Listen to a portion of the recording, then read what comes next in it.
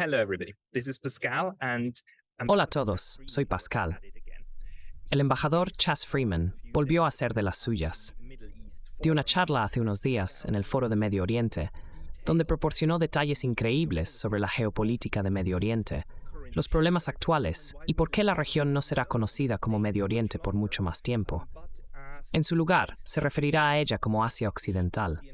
Esencialmente, toda la región está resurgiendo como un actor geoestratégico propio, distanciándose de los Estados Unidos, alejándose de la unipolaridad y afirmando su independencia a través de las acciones de sus diversos actores. Tengan en cuenta que el embajador Freeman se desempeñó como secretario de Defensa adjunto y como embajador en Arabia Saudita. Esto solo demuestra que Estados Unidos tiene individuos con habilidades notables para ver más allá de la propaganda. Les animo a que vayan y disfruten de su charla sobre Asia Occidental. West Asia. It's a pleasure to be with you, if only Es un placer estar con ustedes, aunque solo sea por video. Probablemente debería comenzar explicando el título algo extraño de mi charla. Los nombres marcan la diferencia. Quienes los otorgan revelan sus perspectivas sobre los lugares y los pueblos a los que están nombrando. A lo largo de los siglos XVI al XIX, los europeos conquistaron y colonizaron el mundo, imponiendo sus perspectivas egocéntricas en su geografía. Para ellos, el Imperio Otomano era el cercano Oriente, una región que abarcaba Asia Occidental, el sureste de Europa y el noreste de África. Luego, a finales del siglo XIX y principios del XX, cuando Estados Unidos se convirtió en el componente preeminente del autodenominado Occidente, una perspectiva transatlántica suplantó a la europea. Desde el punto de vista de los estadounidenses, las tierras dentro del colapsante Imperio Otomano eran una zona intermedia entre Europa, el subcontinente euroasiático al este de Estados Unidos y el subcontinente indio. Por eso Alfred Thayer Mahan decidió que deberían llamarse Medio Oriente, no Cercano Oriente. Con el tiempo, incluso la gente que vivía allí comenzó a usar este término acuñado por los estadounidenses. El periódico más grande del mundo árabe hoy es Al-Sharq Al-Awsat, que significa Medio Oriente, así que el nombre persiste. Pero la gente que vive en la región ya no acepta definiciones extranjeras de la posición de Suatria en los asuntos mundiales. El cosmopolitismo otomano desapareció con la caída del Imperio Otomano y el Califato. Expired. After flirting with a variety of transnational ideological identities, Después de explorar una variedad de identidades ideológicas transnacionales, incluyendo el panarabismo, el baasismo, el judaísmo, el islamismo suní y chií, los pueblos de la región se han redefinido como estados-nación. Turquía y los remanentes de los territorios levantinos del sultanato otomano, que fueron divididos en países semi-independientes administrados por burócratas británicos y franceses, han desarrollado identidades internacionales bien definidas. Israel, Líbano, Palestina y Siria han adoptado fuertes identidades nacionales que han resistido múltiples desafíos externos e internos. Irán se ha separado de sus patrones neocoloniales, establecido un gobierno chiita ferozmente independiente y afirmado su esfera de influencia en Asia Occidental. Solo en este siglo, Irak ha pasado por una gobernanza como dictadura, el caos resultante de intentos fallidos de democratización por parte de Estados Unidos y la pérdida de al menos 500,000 de su gente debido a la violencia de fuerzas extranjeras y domésticas. Israel se ha alejado de la visión humanista amplia del nacionalismo judío temprano hacia una postura sionista contemporánea que contradice los valores judíos universales. El pueblo indígena de Palestina ha enfrentado una implacable desposesión genocida y brutal opresión por parte del Estado colonizador sionista. Líbano, que alguna vez fue un centro de la política confesional francesa y del hedonismo árabe, se ha vuelto esencialmente ingobernable. and Arab hedonism has become essentially ungovernable. Syria has been isolated, vivisected. Siria ha sido aislada, viviseccionada y devastada por coaliciones de fuerzas domésticas apoyadas por actores externos, incluidos los árabes del Golfo, Israel, Turquía y Estados Unidos, entre otros. Siria sigue siendo el centro de una variedad de guerras por poderes, incluyendo las de Israel e Irán, Rusia y Estados Unidos, y Turquía y los separatistas kurdos. Mientras tanto, el Reino de Arabia Saudita, que una vez se enorgulleció de ser panislamista en lugar de panarabista o nacionalista, ha adoptado el nacionalismo. Celebra la fundación de sus funcionarios como un Estado en 1932 y utiliza el calendario internacional, no el calendario hijri o musulmán, para hacerlo. Egipto mantiene su carácter distintivo e identidad cultural bajo una dictadura militar integral. Omán, Qatar y los Emiratos Árabes Unidos, OEAU, llevan a cabo políticas exteriores independientes y ejercen influencia no solo regional, sino globalmente. Kuwait, rodeado por Irán, Irak y Arabia Saudita, es apropiadamente cauteloso. Bahrein se somete a Arabia Saudita y sirve como un útil intermediario en sus tratos con Israel y el ejército de Estados Unidos. Lo que no ha cambiado es la importancia geopolítica de Asia Occidental. Después de todo, es donde se encuentran África, Asia y Europa, junto con las rutas que las conectan. Las culturas de la región proyectan una larga sombra a través del norte de África, el centro, sur y sureste de Asia y el Mediterráneo. Es el epicentro del judaísmo, el cristianismo y el islam. Las tres religiones abrahámicas que juntas dan forma a las creencias y estándares morales de más de 3/5 partes de la población mundial.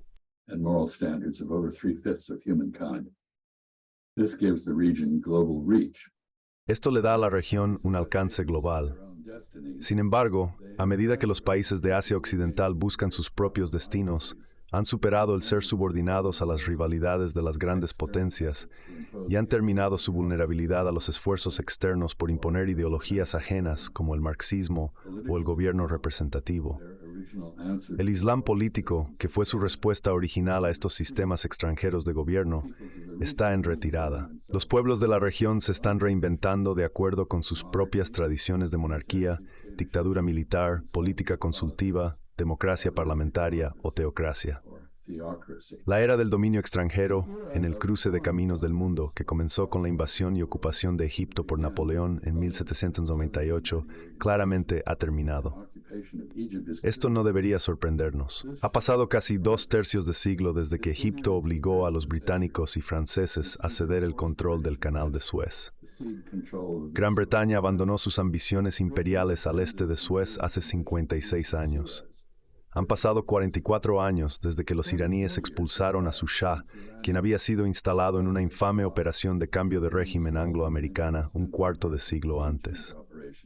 La Guerra Fría, que durante mucho tiempo dominó la política regional, terminó hace 34 años.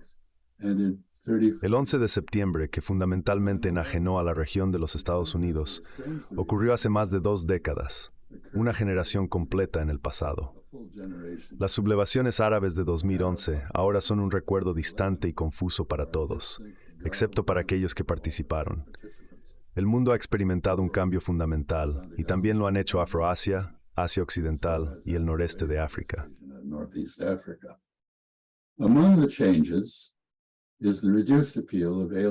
Entre los cambios se encuentra la reducida atracción de las tradiciones intelectuales y sistemas de gobierno ajenos. El marxismo está prácticamente muerto como ideología, excepto en la escuela central del partido en Beijing y en algunas instituciones de educación superior en la anglosfera.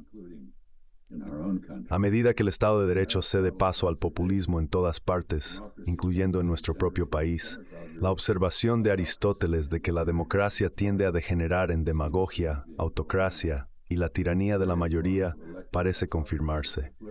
Diversas formas de autocracia elegida están floreciendo en Rusia y Turquía y están echando raíces en India e Israel. En este contexto, los esfuerzos de Washington por retratar los eventos mundiales como impulsados por un gran enfrentamiento entre la democracia y el autoritarismo tienen poco atractivo en el extranjero, donde se ven como irrelevantes y seriamente desconectados de la realidad. Pero esta es solo parte de la razón por la que, en contraste con la Guerra Fría, los países de Asia Occidental, con la notable excepción de Irán, han optado por la no alineación entre Estados Unidos y los adversarios chinos y rusos designados por América. Haber llamado a los estados clientes y dependencias de Asia Occidental, como Israel y los árabes del Golfo, aliados de cualquier gran potencia, era entender y describir seriamente mal su estatus. Eran, y en cierta medida todavía son, estados protegidos, consumidores de seguridad suministrada por patrocinadores extranjeros, en lugar de proveedores o garantes de seguridad para estos patrocinadores. Of security to these backers. States in the region have been more likely to embroil their patrons in wars. Los estados de la región han sido más propensos a involucrar a sus patrocinadores en guerras que a protegerlos de quedar enredados en ellas. Ahora, en lugar de alinearse con un único protector, estos estados han buscado múltiples socios de grandes potencias sin jurar lealtad a ninguno. Irán originalmente no se alineó ni con el este ni con el oeste. Sin embargo, décadas de políticas estadounidenses de ostracismo y máxima presión no dejaron otra opción a Irán que volcarse hacia los adversarios de América. Irán ha buscado su ayuda para expulsar la influencia estadounidense de la región. En apoyo a la guerra por poderes de Moscú con Estados Unidos en Ucrania, Teherán ha suministrado drones, proyectiles de artillería, munición de tanques y otros sistemas de armas a Rusia. También está colaborando con India y Rusia para desarrollar el Corredor de Transporte Internacional Norte-Sur, ORTC, que evitará la ruta marítima controlada por la OTAN a través del Bósforo y el Canal de Suez. El INC conectará Rusia con el puerto iraní de Chabahar, enlazando Moscú con Mumbai y otros puertos en la costa oeste de la India. A diferencia de Estados Unidos, China ha trabajado arduamente para mantener buenas relaciones con todas las naciones de la región, lo que ha beneficiado especialmente a Irán, permitiéndole recientemente restablecer relaciones normales con vecinos árabes anteriormente hostiles. Este acercamiento ha permitido a Irán romper el embargo impuesto por Estados Unidos al abrir oportunidades de comercio e inversión con las sociedades ricas en capital a través del Golfo Pérsico.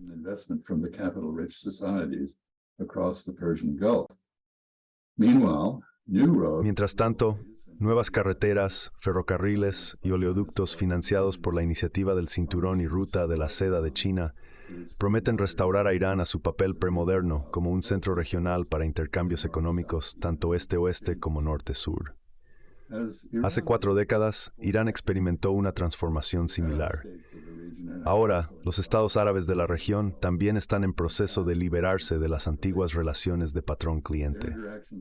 Sus interacciones con Gran Bretaña, Francia, la Unión Soviética o los Estados Unidos eran inherentemente desiguales. A cambio de protección, estos países ofrecían deferencia a los intereses y políticas de sus patrones, pero no asumían obligaciones recíprocas. No se comprometían a ayudar en la defensa de los intereses regionales de sus patrones.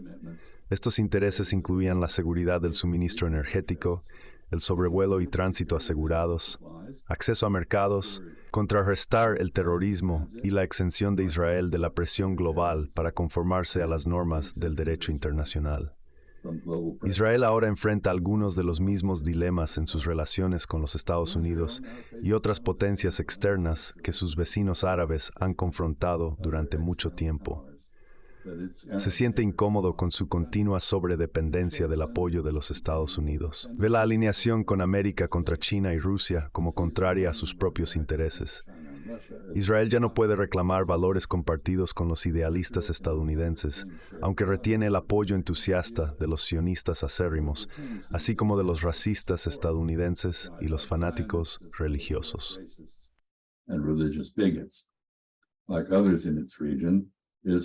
Como otros en su región, Israel está bajo presión de Estados Unidos para cambiar tanto sus políticas exteriores como las domésticas. Sin embargo, el miedo a represalias políticas o la pérdida de apoyo electoral del lobby pro-israelí en América continúa suprimiendo la crítica pública de Israel por parte de los políticos estadounidenses. En la última década del siglo XX, un periodo que el fallecido Charles Krauthammer denominó evocadoramente el momento unipolar.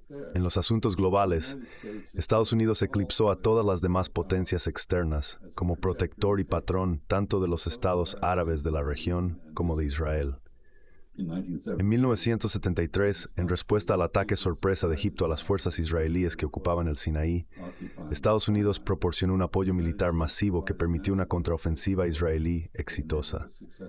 Inmediatamente después de la Guerra Fría, Washington acudió en ayuda de los árabes del Golfo contra la agresión iraquí, pero luego comenzó a imponer demandas ideológicas y otras que ellos encontraron inapropiadas e inaceptables. Después del 11 de septiembre, los estadounidenses abrazaron la islamofobia. Al comenzar la segunda década del siglo XXI, Estados Unidos no solo dejó de apoyar a protegidos de antaño como Hosni Mubarak en Egipto contra el derrocamiento, sino que, en nombre de la democracia, pareció aplaudir su remoción del poder. Estos eventos privaron a las anteriores promesas de protección de Estados Unidos a los estados clientes y sus líderes en Asia Occidental de casi toda credibilidad.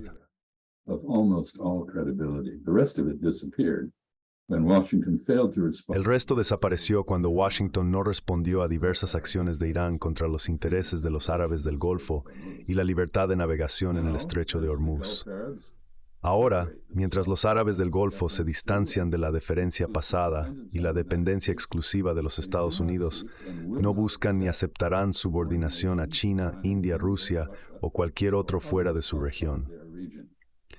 La protección de estos otros actores externos no está en oferta. Lo que está sucediendo no es, como Washington afirma sin pensar, un esfuerzo de China, Rusia o cualquier otra gran potencia para reemplazar la hegemonía estadounidense en el llamado Medio Oriente con la suya propia.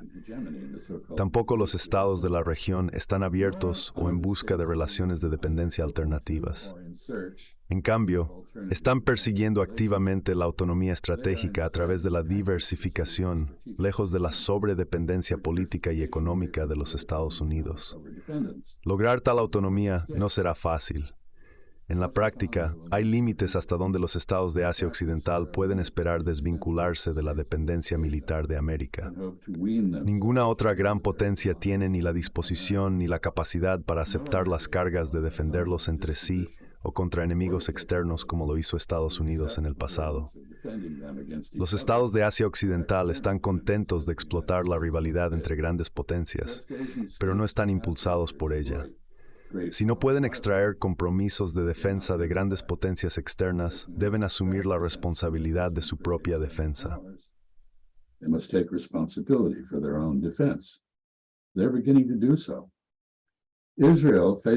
Israel enfrenta una transición especialmente desafiante. Los fundadores askenazíes del sionismo, coincidiendo con sus perseguidores cristianos europeos, consideraban a los judíos como un grupo étnico más que como una comunidad religiosa. El sionismo afirmaba que los judíos, al igual que otras minorías étnicas en los imperios colapsantes de Europa, tenían derecho a la autodeterminación. Los sionistas buscaron la independencia judía en la mítica tierra natal judía de Palestina.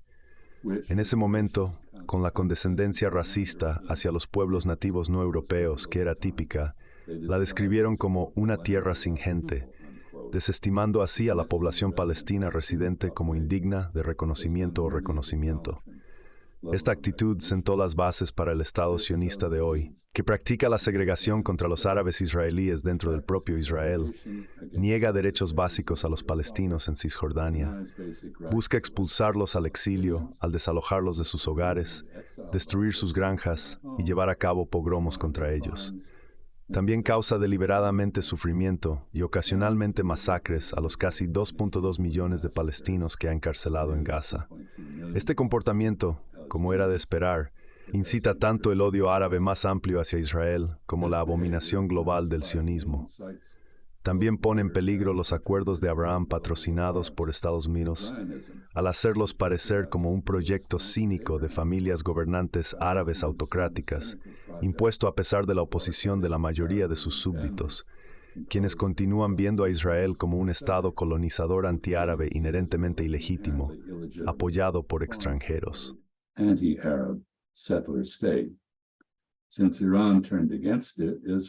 Desde que Irán se volvió en su contra, Israel ha sido incapaz de desarrollar amistades en su propia región, a pesar de los intensos esfuerzos estadounidenses para ayudarle a hacerlo. Su negación de acceso libre a los musulmanes que buscan adorar en la mezquita de Al-Aqsa en Jerusalén, que es, por supuesto, la tercera ciudad más sagrada del Islam, por no mencionar que los extremistas judíos están intensificando los asaltos al sitio, ofende a la comunidad musulmana global. Solo en India, donde el hindutva está en ascenso, los extremistas israelíes han encontrado un nacionalismo religioso que coincide con su propia antipatía hacia el cristianismo y el islam. Los partidos extremistas que ahora controlan el gobierno israelí proporcionan evidencia diaria de su odio racista hacia los palestinos, desdén por los judíos americanos y europeos, denigración de los israelíes liberales y desprecio por los gentiles, junto con un apoyo total al incitamiento de la violencia y matonismo de los colonos. Acaban de anular la independencia del poder judicial de su país.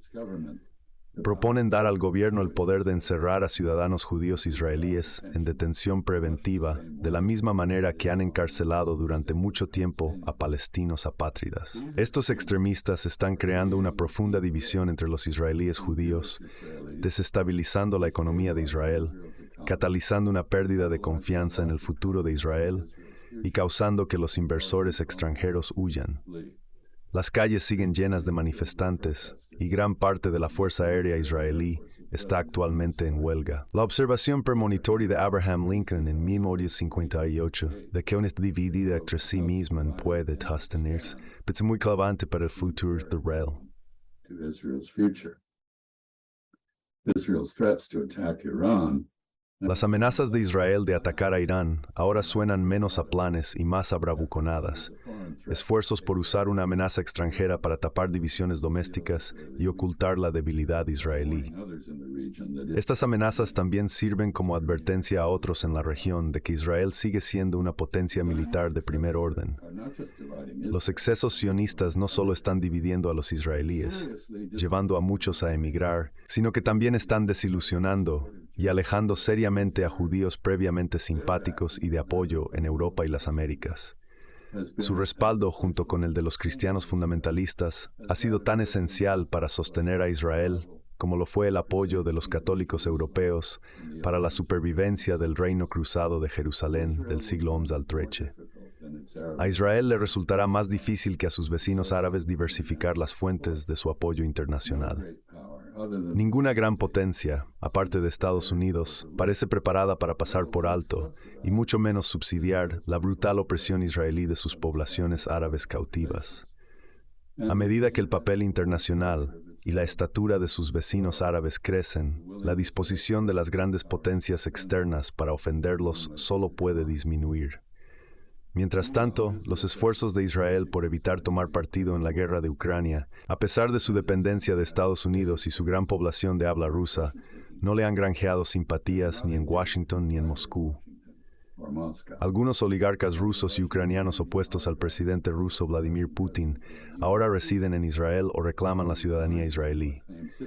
Estados Unidos se ha opuesto firmemente a la aproximación de Israel a China.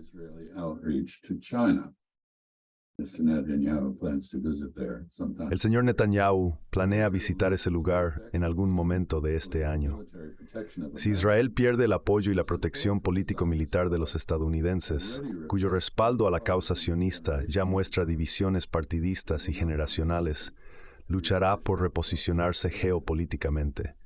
A pesar de los esfuerzos del gobierno de Netanyahu por cultivar relaciones con China, India y Rusia, Israel no tiene alternativas viables a su dependencia de Estados Unidos. El Reino de Arabia Saudita ha enfrentado un desafío similar y ha respondido reposicionándose geopolíticamente. El distanciamiento entre Arabia Saudita y América se ha profundizado constantemente durante los 22 años desde los ataques terroristas del 11 de septiembre en Nueva York y Washington. Estos ataques llevaron al vilipendio de Arabia Saudita, otras naciones y el Islam en la política estadounidense. La incapacidad de los estadounidenses para distinguir entre el establecimiento saudí y sus enemigos de Al-Qaeda sorprendió a los saudíes previamente pro-estadounidenses, incluyendo a la familia gobernante Al-Saud. El fracaso de Washington en apoyar a las multitudes que derrocaron a Hosni Mubarak de Egipto, su aliado de larga data, del poder en 2011, erosionó la confianza de los Al-Saud y otros gobernantes árabes que habían confiado en el respaldo de Estados Unidos. Sus preocupaciones crecieron cuando Estados Unidos no respondió a los ataques respaldados por Irán contra instalaciones petroleras sauditas y emiratíes, así como al transporte en el estrecho de Hormuz y bases militares en Abu Dhabi. The Saudis and other Gulf Arabs saw this as creating an Los saudíes y otros árabes del Golfo vieron esto como una imperiosa necesidad de desarrollar alternativas a la dependencia de Estados Unidos y redoblaron sus esfuerzos para hacerlo. Jamal Khashoggi in 2018 El espantoso asesinato de mi amigo Jamal Khashoggi en 2018 consolidó el cambio estadounidense de un apoyo silencioso a Arabia Saudita a una antipatía vocal hacia ella. Este cambio anuló el narcisista minué del presidente Trump con el reino y llevó al candidato presidencial Joe Biden a prometer convertir al reino y al príncipe heredero Mohammed bin Salman en parias internacionales. Una vez en el cargo, el presidente Biden descubrió que los intereses de Estados Unidos requieren una relación cordial y cooperativa con el reino, lo que lo llevó a un esfuerzo tardío por cortejar tanto a este como al príncipe heredero Mohammed. Sin embargo, esto no ha tenido éxito. El oprobio expresado localmente, incluso si formalmente retractado, no fomenta la lealtad. Las políticas estadounidenses basadas en la diplomacia denunciatoria, el apoyo incondicional a Israel y la animosidad total hacia Irán han superado claramente su fecha de caducidad en los estados árabes del Golfo. En lugar de renovar su anterior deferencia hacia Estados Unidos, Arabia Saudita ha construido una fuerte relación consultiva con Rusia, que ahora ha integrado efectivamente en la OPEP. También ha cortejado a China, su mercado de exportación más grande y prometedor, y su mayor fuente de importaciones. El reino está normalizando sus relaciones con Irán, asestando un duro golpe al plan estadounidense-israelí de unir a los estados árabes del Golfo e Israel en una coalición anti-iraní.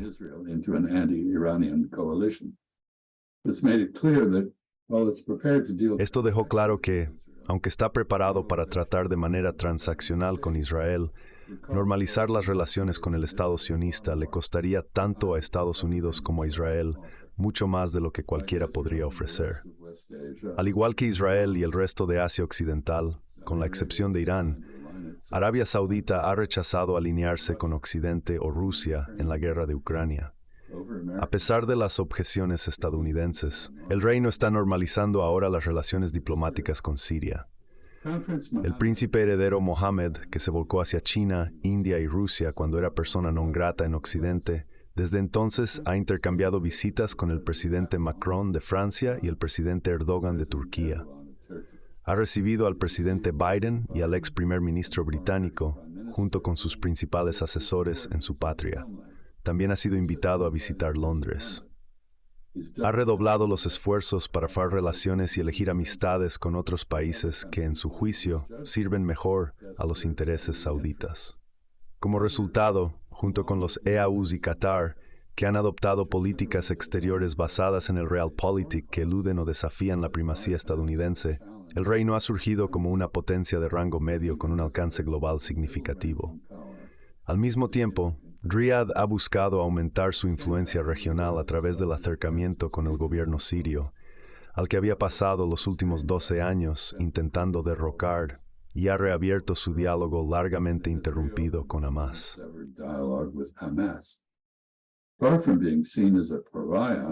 Lejos de ser visto como un paria, Arabia Saudita es ahora ampliamente cortejada como un actor clave en la geopolítica y las finanzas globales y regionales. Tiene la capacidad de ofrecer o retener una cooperación o aquiescencia crucial en múltiples cuestiones de preocupación global. Considere, por ejemplo, la conferencia de paz en Jeddah, que tuvo lugar ayer. Se informó que los saudíes la convocaron en respuesta a una solicitud de Estados Unidos para su ayuda en la expansión del apoyo a Ucrania en el sur global. La custodia de Arabia Saudita de 2 de las 3 ciudades santas del Islam refuerza sus lazos humanos con los aproximadamente 2.000 millones de miembros de la comunidad musulmana global. Para estos miembros es un deber religioso realizar las peregrinaciones del Hajj o la Umrah. Bajo el príncipe heredero Mohammed, el reino ha moderado su versión idiosincrásicamente cerrada del Islam y se ha acercado a las tradiciones tolerantes de la religión. El liderazgo del reino de la Organización para la Cooperación Islámica y la Coalición Islámica Militar contra el Terrorismo ha reducido las fricciones anteriores con otras sociedades musulmanas más permisivas. La reducción de las restricciones religiosas sobre el comportamiento individual y grupal en el reino ha comenzado a permitir el florecimiento de los talentos de las mujeres. Esto también ha facilitado la disposición extranjera para invertir en la economía no petrolera en expansión de Arabia Saudita y los megaproyectos que ha lanzado como parte de su visión 2030. Arabia Saudita está lejos de estar sola en su búsqueda de expandir y diversificar sus relaciones políticas y económicas internacionales.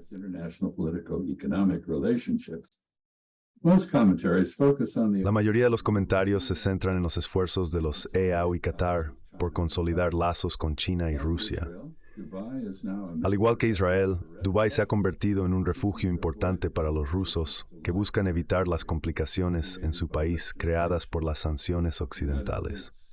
Estados Unidos citó la cordial relación militar de los EAUs con China como una razón para cancelar la transferencia de los F-35 que se habían prometido a los EAUs como incentivo para normalizar relaciones con Israel.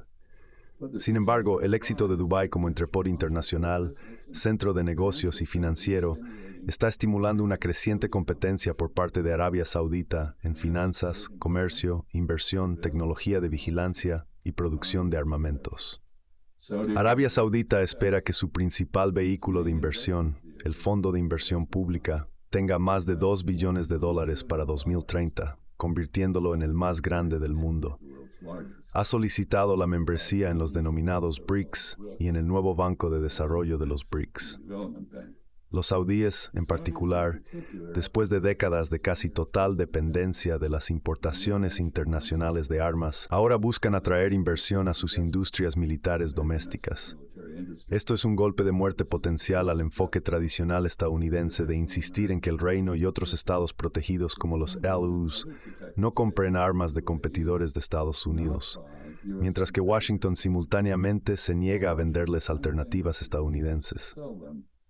Las políticas estadounidenses que equiparan la seguridad con el militarismo ignoran factores políticos, económicos, comerciales y culturales y dependen de sanciones racismo en lugar de diálogo diplomático, han demostrado ser seriamente contraproducentes.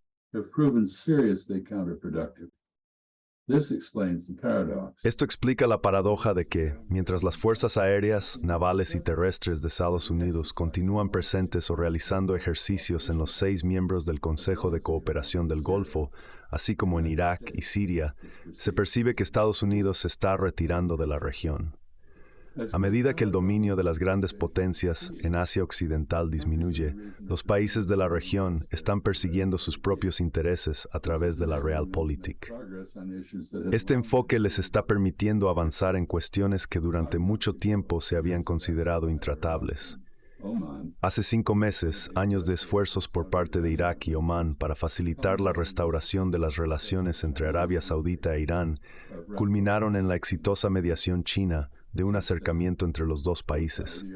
Desde entonces, tanto Arabia Saudita como los EALU han normalizado sus relaciones previamente hostiles con Siria. Egipto y Turquía se han movido para poner fin a la brecha entre ellos.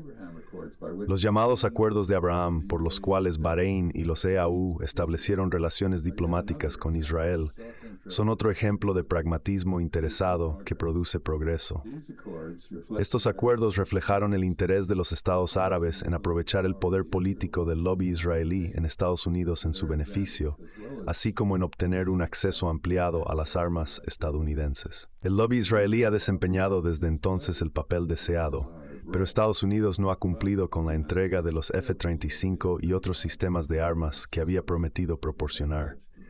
La gran excepción al avance en la región es ahora el problema de Israel-Palestina.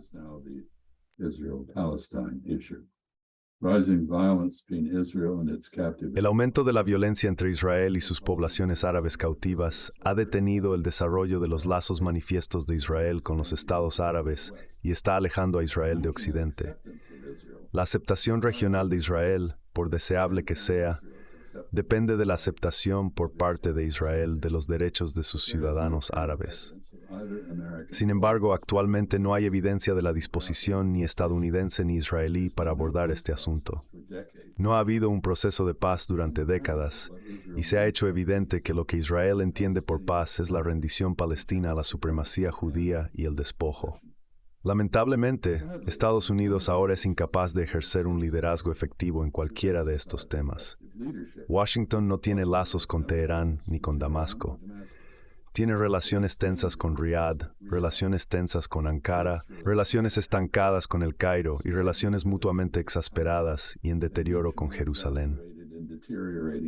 El alejamiento de la región de Estados Unidos se refleja en los esfuerzos de los países de allí por unirse a las llamadas organizaciones BRICS y de cooperación de Shanghái y en usar monedas distintas al dólar para la liquidación comercial.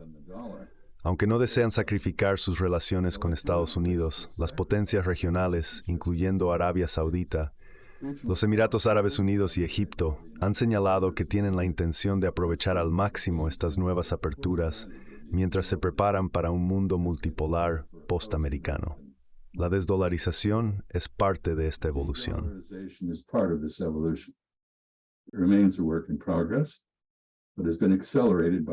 Sigue siendo un trabajo en progreso, pero se ha acelerado por las aprehensiones generadas por la confiscación por parte de Estados Unidos y Europa de las reservas de dólares y oro de Irán, Venezuela y Rusia.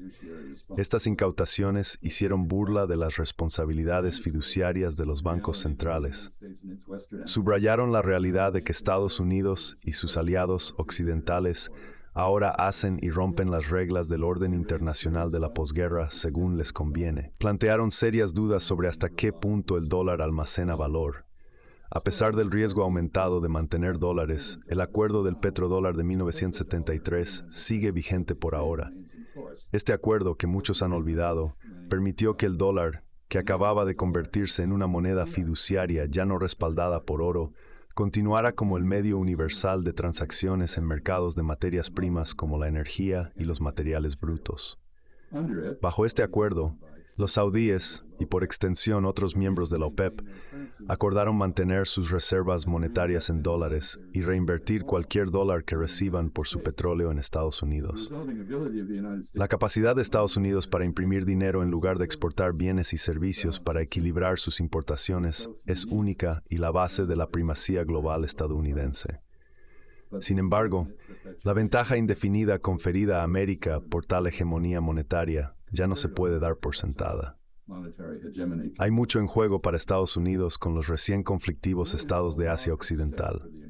La región sigue siendo una característica central de la geopolítica global, pero ya no es una esfera de influencia de Estados Unidos.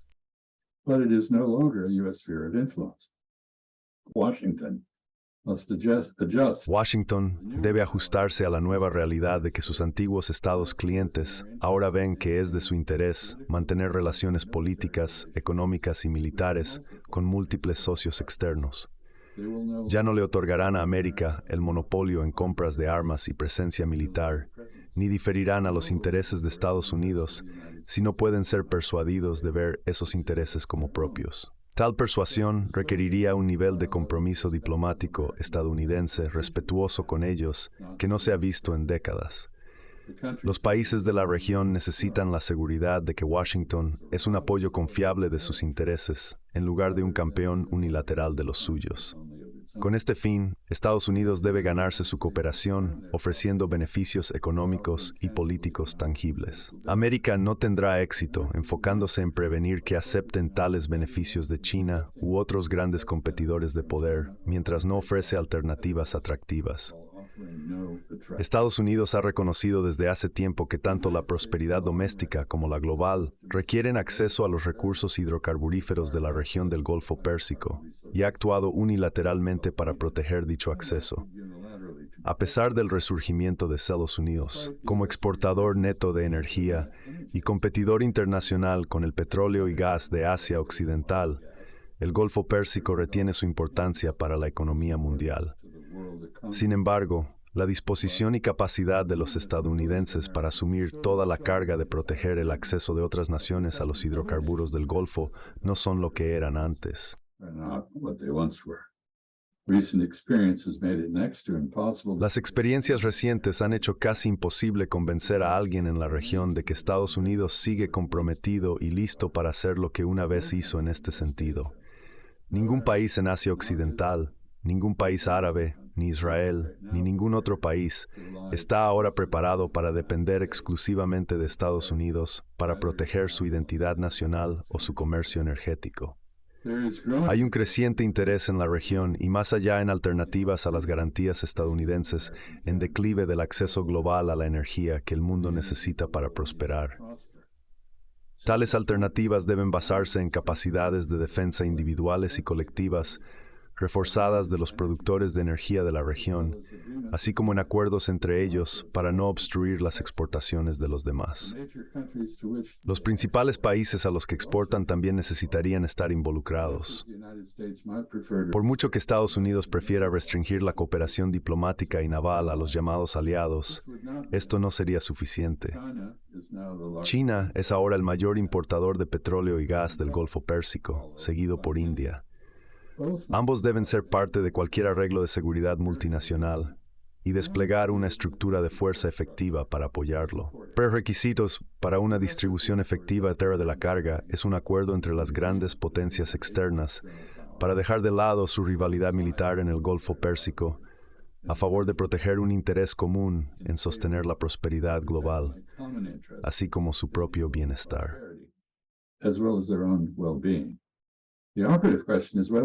La pregunta operativa es si Estados Unidos, con nuestra actual mentalidad de «estás con nosotros o contra nosotros» y obsesión por la rivalidad entre grandes potencias, puede reunir la flexibilidad para ayudar a establecer un marco que sirva más que a nuestros propios intereses egoístas. Francamente, es difícil ser optimista al respecto en este momento. Es aún más difícil ser optimista sobre el futuro de Israel, que continúa su marcha hacia la perdición. Responde a aquellos que lo señalan y tratan de detenerlo con calumnias infundadas de antisemitismo.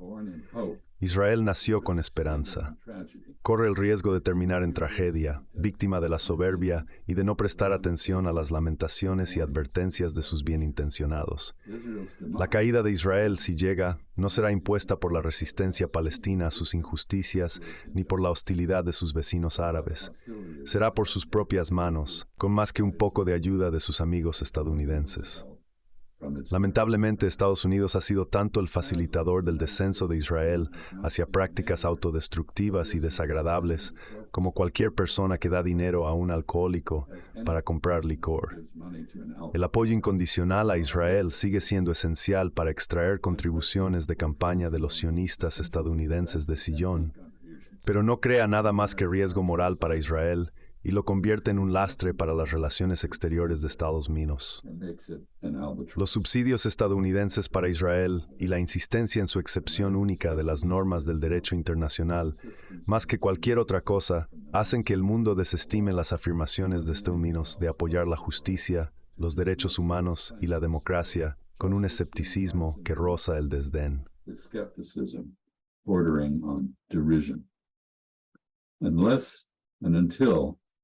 A menos que y hasta que el apoyo de Estados Unidos los termine, Israel continuará con comportamientos que deshonran el judaísmo, crean enemigos tanto para sí mismo como para Estados Unidos y pongan en peligro no solo su posición moral, sino también su viabilidad como Estado-nación. Permítanme concluir.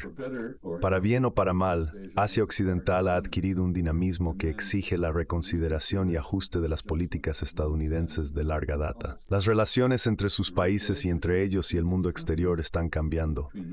Una adhesión rígida a las alianzas históricas no sirve a los intereses estadounidenses. Estados Unidos debe abstenerse de ofrecer a cualquier país allí lo que parece ser un cheque en blanco, reconstruir lazos donde se han tensado, poner los intereses estadounidenses primero y estar preparado para ofrecer amor duro a los amigos que actúan contra los intereses estadounidenses. Esto requerirá un nivel de competencia en la diplomacia y una habilidad en la diplomacia que actualmente no son evidentes en la política exterior de Estados Unidos. Lo que funcionó en el momento unipolar, o la Guerra Fría que lo precedió, no funcionará ni en el mundo multipolar emergente, ni en el nuevo orden regional de Asia Occidental multialineado. Para servir a los intereses estadounidenses bajo estas nuevas circunstancias, las políticas de Estados Unidos requieren una reevaluación y rediseño fundamentales. Lamentablemente, hasta ahora hay poca evidencia de que los estadounidenses estén listos para enfrentar ese desafío. pero las políticas que no anticipan y acomodan el cambio corren el riesgo de sorpresa estratégica y humillación. Gracias. And humiliation by it. Thank you.